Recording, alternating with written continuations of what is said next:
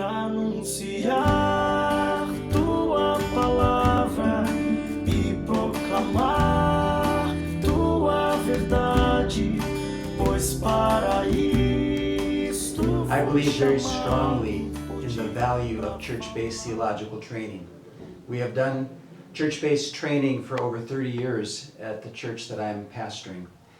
And we have found that theological training must benefit the church.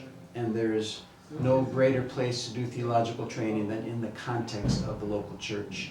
Students are taught by pastors who are regularly engaged in the life of the church, meeting the needs of God's people, and they are bringing that into the classroom, and the students are watching the pastors, and the students are being invited to serve along with the pastors. So it's great practical training in the context of local church.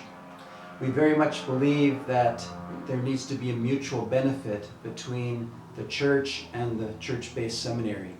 We want the strengths of the church to shape the lives of the seminary students, and we want the lives of the seminary students to benefit some of the weaknesses of the church, so it's a very mutually enriching time.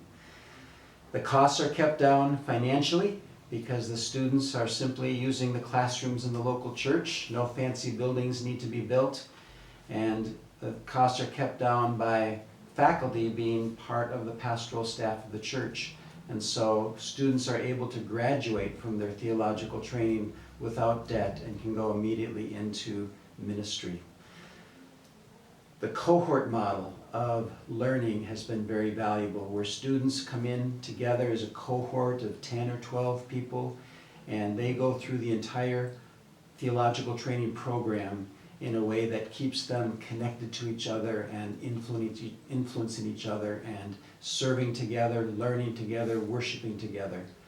And so I think church-based theological training is a wonderful way to go, and I thank God for anunciar tua palavra e proclamar tua verdade, pois